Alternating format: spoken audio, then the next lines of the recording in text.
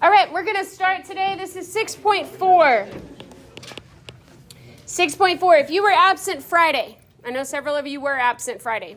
The notes for Friday are online. So Thursday we did a work day. You were here Thursday. We work day 6.1 and 6.2. Friday we did 6.3. Those notes are online. And then your 6.3 homework assignment and your 6.4 homework assignment. Let's plan to grade that Tuesday. Wednesday, I thought. Wednesday. We're only in here for 30 minutes. Okay. So today we're doing graphs of logarithmic functions. Friday we did the log, the 10. Yeah.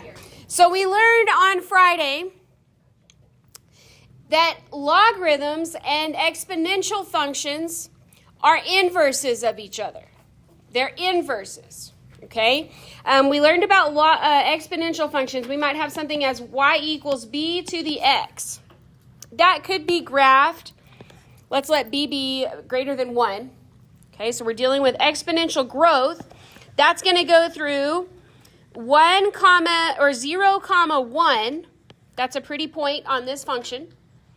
It's also going to go through, if I input 1 for x, b, 1 comma b, wherever b is. I'm going to let this be 1 comma b up here. Are you following what I'm saying? Woo! So my 2 points here that are nice and easy to plot are going to be 0, 1, and 1b. Okay, 0, 1, and 1 comma b. The reason for that is if I input 1 to the x power and I raise b to the first, what do I output? B. Whatever number that is, right? If it's 2, I output 2. Are y'all following that? Understanding that? Okay. For a logarithm, we remember that we reflect to find an inverse over the line y equals x, which is this guy right here. We reflect. So inverted functions have points that are exactly opposite of one another. So if my point on my exponential was at 0, 1, my point on my logarithm is going to be 1, 0. This makes good sense, doesn't it? If my point on my exponent was 1 comma b, then my point on my logarithm is going to be b comma 1. And I'm not real sure where that is. Let's pretend b was 2. So now I have this b comma 1, kind of a matching point. Can you see that? This is kind of the coolest thing ever. So on the exponential function, I have a horizontal asymptote. This was the donut analogy that we had, where y is actually equal to 0. Y equals 0 is the horizontal asymptote. I will never have negative donut, and I will never have no donut. I could go all the way down to crumbs, atomic crumbs if you need to, but we'll never have less than 0 or 0. A logarithm has a vertical asymptote instead of having a horizontal asymptote. And its vertical asymptote is going to be at x equals 0. Okay. A logarithm is in the form, if you were absent on Friday, of y equals log base b of x. And the rule for the argument, this piece inside the parentheses is called the argument.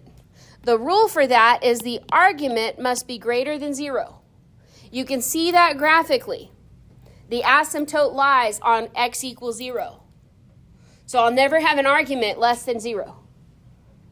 Is that cool? That inhibits or restricts the domain. The domain of our logarithmic function is going to go from left to right. What's the furthest left that this function will ever go? 0. So it goes from 0 to infinity. With closed parentheses or parentheses on both sides, not brackets. It's never actually going to touch 0. What's the range on a logarithm? Negative infinity to positive infinity. Very cool. And the vertical asymptote, it's not a horizontal asymptote, it's a vertical asymptote. at x equals 0. That could move if we were to shift left and right. Okay, that's what we're talking about today. How can we switch around or change this particular function? Let's recap really quickly before we move on. On an exponential function, what was the domain of an exponential function? Negative infinity to positive infinity, all real numbers. You can see that the tails decrease and increase without bound. What's the range? 0 to infinity. And so I'm making my point here that these are inverted. If you take the range of your exponential and flip it, now it's the domain of the logarithm. Everybody cool with this? Yes. Okay, cool. So here are characteristics of the graph of the parent function. And I don't want you to necessarily have to write everything down, but I do want you to see. The parent function for a logarithm is going to be y equals log base b of x. Okay, this is unadulterated. Notice that there's no multiplier here for a. There's no shift left and right. There's no shift up and down. Okay, so just for the parent function, it's going to have a vertical asymptote at x equals 0. It's going to have a domain, 0 to infinity, range, negative infinity to positive infinity. X-intercept's going to happen at 1, 0. And we just saw that on the graph. Another key point is going to be at b, 1. Did you catch that from the last point? Okay, 1, 0, b, 1. Why is there no y-intercept? Because there's a vertical asymptote on the y-axis. It's not going to cross the y-axis. Are we understanding what that means? Yeah? It's increasing if b is greater than 1. So that's going to be a picture that looks like this. It's going to be going up as we get bigger. As x increases, f of x increases. If your base happens to be between 0 and 1, and your base is not ever going to be negative, but if your base happens to be between 0 and 1, we see this decreasing function. It's going to get smaller as x goes to infinity. Questions? None? None. Okay. All right, so let's go on to this slide. Figure 4 shows how changing the base can affect the graphs. Okay. Notice that they all go through 0, 1. All of them do. Because if I raise b to the 0 power, I get 1. Okay? I'm referencing this idea that it was log base b of x equals f of x. Okay? If I raise b to the 0 power, I get 1. Are you following that? So at b at 1, 0, I'm going to intersect. All of these do that unless they're shifted left-right. Can we see that? Okay. But it's also going to go through the point 1, b. What's the base on this red one? Not 1b. Sorry, I lied. b1. I get them backwards sometimes. b, 1. What's your base on this red one right here? What's the rule? If I can't see the base, it's a common log, and the base is 10. Base 10. So check the red. Can you tell that it goes through 10, 1? Yeah, you can see that. Okay. What's the base on the natural log? E, right? This is equivalent to saying log base e of x. Well, what was the number e represented to? Like what number? What decimal? 2.7. 2.7. You need to know that one. Like if you know that pi is 3.14, you need to know that e is 2.7-ish. You following that? So at 2.7-ish, which is going to be almost to 3, somewhere between 2 and 3, I should be able to go up and find f of that is 1. Is that true? Yes. What's the base here on the top blue one? What's the base? 2. So I should see that it goes through 2, 1. And it does. Okay. So that's going to be important moving forward. We're going to look for B1. as being a point of emphasis. Everybody okay? Hey, y'all need to wake up. I'm about to pause it and make you dance. Can you wake up? Okay. Wyatt, you want me to pause it and make you dance? Okay. So given a logarithmic function with the form of f of x equals log base b of x, graph it. What? Graph it. So we're ready to, or I'm ready to graph. Are y'all ready to graph? Well, you said it way too fast. Yeah. Huh? I said it way too fast? Okay. Well, before we graph it, let's talk about the domain. I'm not really sure why this is on this page, but I'm going on. I'll come back to that page in a minute. All right, this is example 1. Example 1. It says, what is the domain of f of x equals log base 2 of x plus 3? And we're looking here for the domain. And we know that the domain depends on the vertical asymptote. And I want you to think about this function.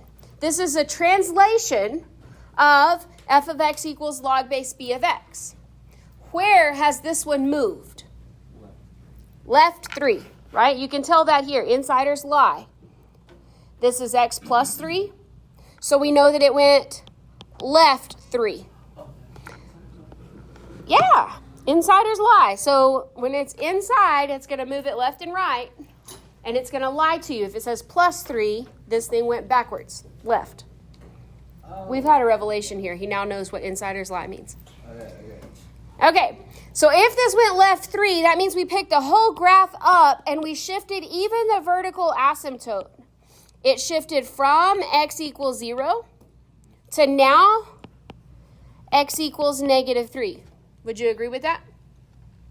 So now our domain is what?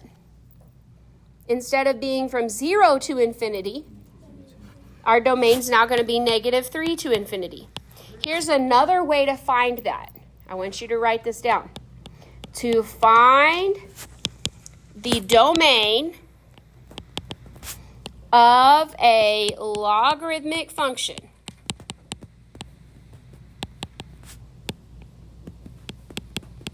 to find the domain of a logarithmic function, set the argument, that's the stuff inside the parentheses, set the argument greater than 0 and solve for x. To find the domain of a logarithmic function, set the argument greater than 0 and solve for x. So what's my argument here? The argument's the stuff in the parentheses.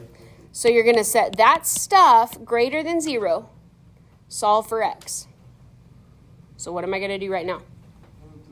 Move the 3.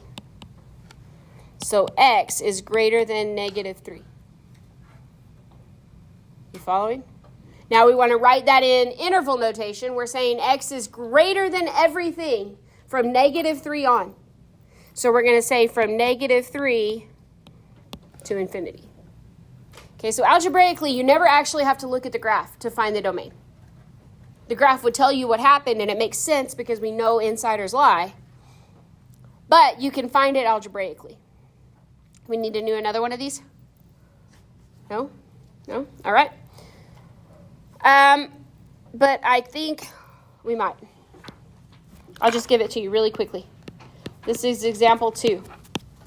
What is the domain of f of x equals log of 5 minus 2x?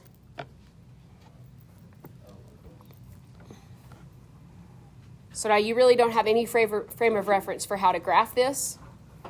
Log, you already put it in, you already put 10 or whatever. Right, it's already in base 10. But how do I find the domain? I just had you write it down. What To is that? find the domain, huh? What? 5 minus 2x.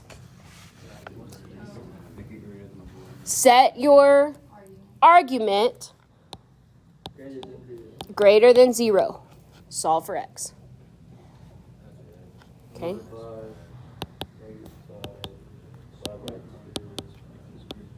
So 5. Okay, we're going to divide by the negative 2. So x is now, when I divide by a negative, what do I do with my inequality? Yeah. X is now less than 5 halves. So how do I write this in interval notation? X is now less than negative 5 halves. So where do I start? What's the smallest number that x could be? X is less than 5 halves. Smallest number is negative infinity. X is less than 5 halves. 2 5 halves. Do you understand? That can get a little tricky if you're not on your toes with inequalities. But every single time when it asks you for the domain, this is how you find it. Questions on this? Anybody? You could just say 2.5. Sure. Okay, now let's go back to example 3. Here we are. It says, given a logarithmic function, now we're going to actually just graph it. And this is where we'll spend most of today. We're going to graph these, and we're going to graph them really quickly, okay? This is kind of a skim it kind of lesson for me. I'm not super involved into all that these could be. That'll be better in pre-cal next year. All right, so we're going to graph log f of x equals log base 5 of x. And it wants us to state domain, range, and vertical asymptote. After we get it graphed, we're going to tell domain, range, vertical asymptote. Every time. There is nothing we're going to do to these that will change the range. Good question. On this one, the domain is 0 to infinity. Why? It didn't shift. It didn't shift. Right. Okay, so let's plot some points here. Pretty points that we want to look at. We want to plot the x-intercept. It's going to be at 1, 0. Okay, we're going to plot that guy first, 1, 0. How do I know it's there? Because we haven't shifted up and down. We haven't shifted left and right. So that's a guaranteed point. Another point that you're going to get is B1. What's your base here?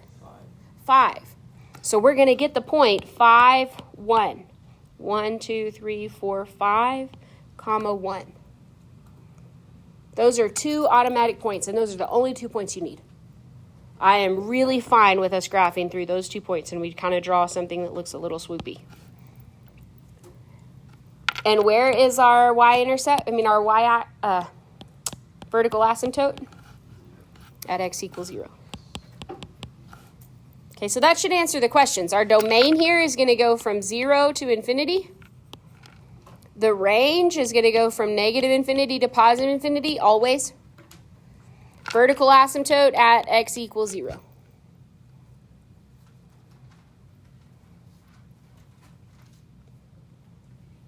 Easy enough?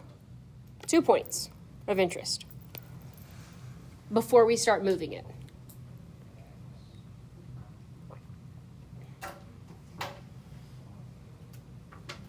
Okay. And you can tell that if I had just log x, y equals log x, it would go at 10, comma 1.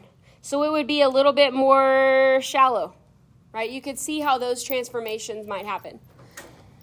This is going to be a horizontal shift. Above horizontal shift or out to the side, or maybe you don't even want to write anything down, but you should know insiders lie. So if this says log base b of x plus c, what's it going to do? It's going to go left. And your vertical asymptote will go left c spots. Are we good with that? If it says log base b of x plus c, this is an insider, it's going to go left. And your vertical asymptote will move c spots to the left. If it is x minus c, it's going to shift to the right. And your vertical asymptote will go from 0, c spots to the right. Your 1, comma 0 will now be at 1 plus c, comma 0. Your b, comma 1 will now be at b plus c, comma 1. Every point shifts. Any questions on that? Your domain is going to change. Domain changes to c, comma infinity. Right? Because that asymptote moved. The domain will move. Nothing we do changes the range. The range remains negative infinity to positive infinity. Thumbs up? Are y'all alive? Am I going to have to resuscitate? I'm not in the mood. I'm going to let you down the vine. What? I didn't say that on YouTube. Graph a vertical shift. Vertical shifts are outsiders. Outsiders tell the truth. Outsiders tell the truth. So if this says plus D on the outside, where's it going? Up. Vertical. Vertical, up and down. Okay? Your asymptote's going to stay put. What does that mean for your range? Has your range changed with a vertical shift? Nope. Range never changes. Does your domain change with a vertical shift? No. Nope. These didn't move left, right. If it says shift down, it's going to say minus D. And that's going to drop it down. Questions on that? Anybody? Okay. What do you think about stretches? Vertical stretch. That's going to be this number A in front. Can y'all see that? If A is greater than 0 or A greater than 1, what's it going to do? It's going to be taller. It's going to be taller. If A is less, they have their sign backwards here. They meant to be less than 1 or a fraction.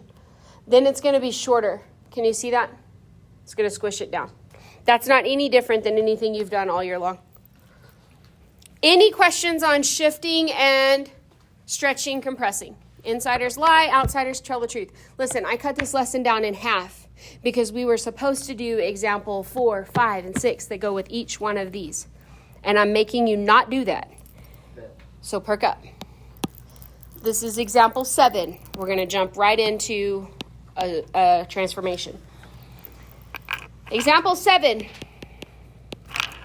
It says graph f of x equals 5 times log of x plus 2.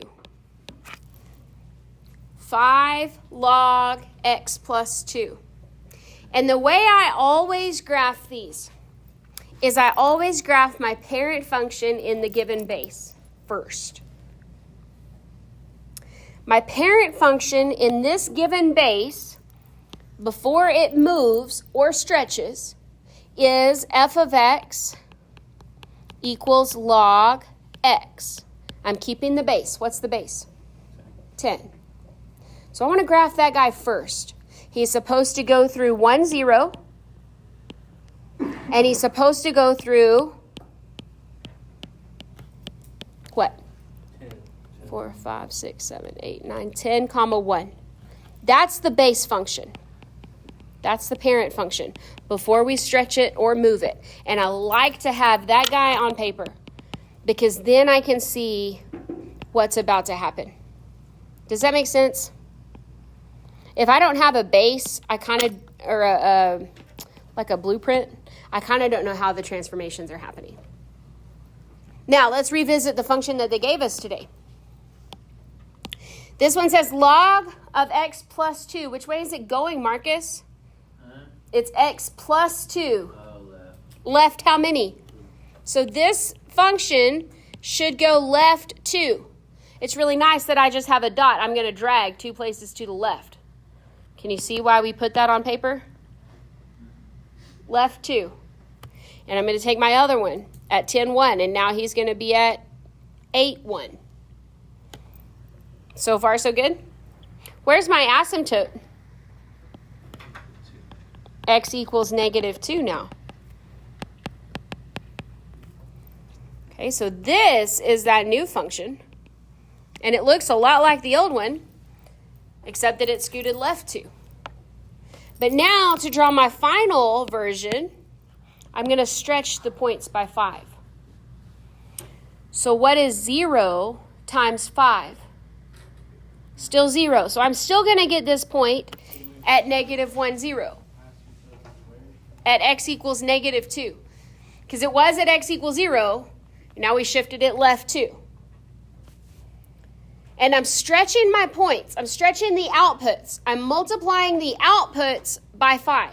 So what's the output? I had it at 1, 0. So I'm taking 0 times 5, which is still 0. So I've got a blue dot right over the pink one. Can y'all see that? But this output is at 8, 1. Now it's going to be at 8, 5. So instead of being at 1, it's going to be up 5. 1, 2, 3, 4, 5.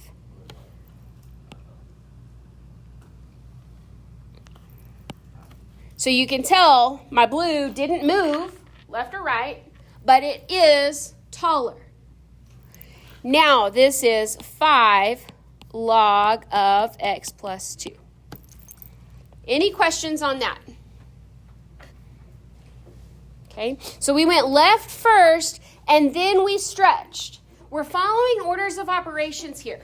Orders of operations say start in parentheses. PEMDAS, right? Please excuse somebody. PEMDAS, start in parentheses, and then multiply. So we did parentheses, and then we multiplied by 5. Are you following that? Yeah. Okay, all right, let's try another one. The try it here, this is try it number 7. The try it says graph f of x is equal to 3 times log of x minus 2 plus 1. And I'm going to tell you here, our order absolutely matters.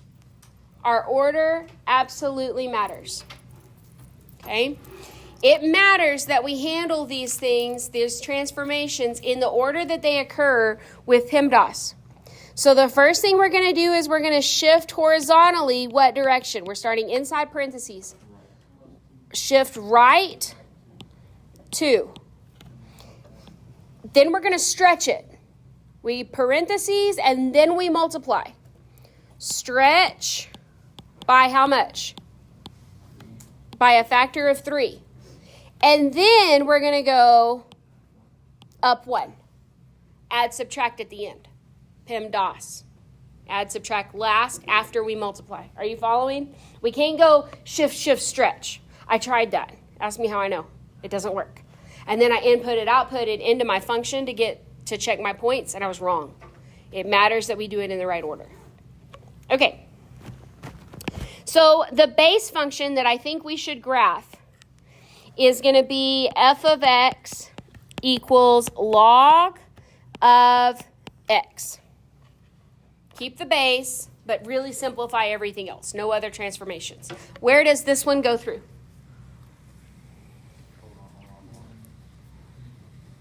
1, 0, and B1. What's the base? Okay, so 10, 1. 1, 2, 3, 4, 5, 6, 7, 8, 9, 10, 1. This is where it should go through, right? This is my parent function or my toolkit function before we do weird stuff to it.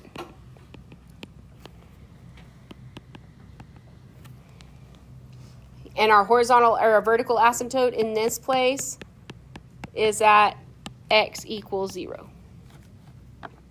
Now, we're going to do things. Shift it right 2. So shift it right 2. And I'm going to color code these moves so you can see purple. We're going to shift it to the right 2. So I'm taking this point and I'm plotting it 2 spots to the right.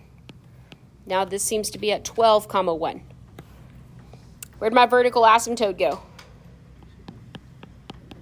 It went to x equals 2.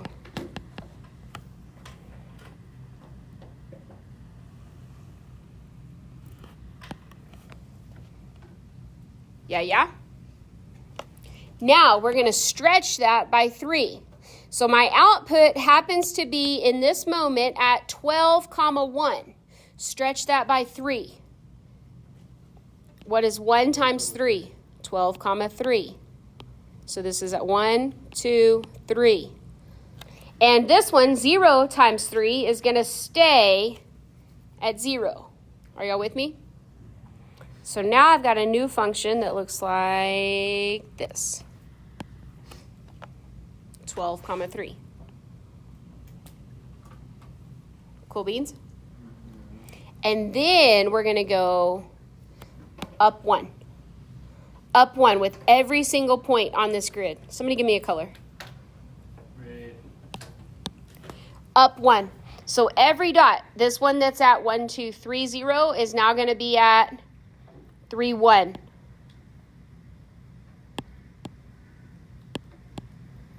Plotting points is so hard with this. I know I say that every time. 3, 1. And this point that is at 12, 3 is now going to be at 12, 4. And here is our final draft. How'd you get the blue one? The base, it's the parent function. So I kept the base. This is base 10. This is base 10. But I dropped everything else. No 3, no minus 2, no plus 1. I just had, Why is it negative? It's not. It's at, there's your line. All right. yeah. It's at x equals 0. This was x equals 0. This is x equals 2. So by now I have 1, 2, 3, 4 things on my paper. But my red one is the final draft. Do we understand why we have to go in order? Any questions on this at all? Could you do it on your homework? Yeah. We'll see. I hope so. All right, graphing reflections. If I want to reflect across the x-axis, then we have negative log base b of x. Y'all know this. If the number in front's negative, it flips the whole thing across the x-axis. Yeah. Okay? How do I flip it across the y-axis? If it's negative inside. If it's negative inside with x. That'll flip it over the y-axis. Are y'all with me? Yeah? Britton, do you understand what I just said? If it's negative inside the parentheses, negative x, it's going to reflect it over the y-axis. Okay? All right, so let's practice that really quick. This is example 8. Example 8. I had to leave slides here available. So we've got graph f of x equals log of negative x. And I think on your homework, it's natural log of negative x. I'll walk you through the difference in just a second. This is example 8, by the way. So I would graph first log of x. That's going to go through 1, 0 and 10, 1. Base, comma 1. 1, 2, 3, 4, 5, 6, 7, 8, 9, 10, 1. Shazam. Beautiful. Y equals log x. Now we want to graph y equals log of negative x. So we flip it across the y-axis.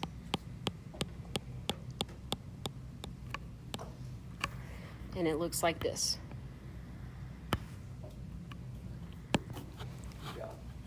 Not hard. Not hard. When you graph the natural log one on your homework, be careful. Natural log is actually just log base e of x, right? That's what natural log. So it's going to go through 1, 0 and e 1. Where's e? Between 2 and 3, 2.7. So that one's going to look like this. So when you flip it, it's going to look like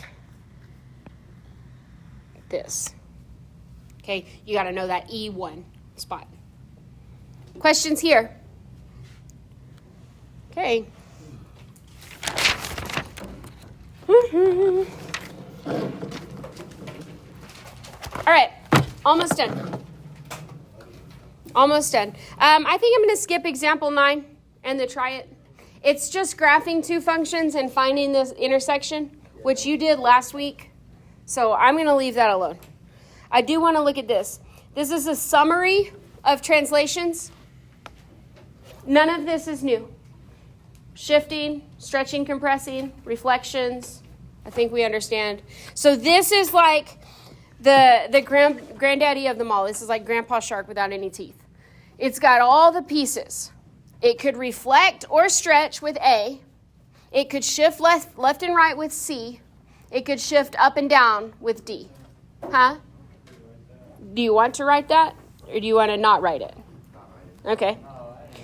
All right, so let's go on to example 10. This is the easiest example out of all of them. I finished taking the notes on this lesson, and I did example 10, and I was like, really? We finished with this? I thought we were going to like put it all together and graph something great.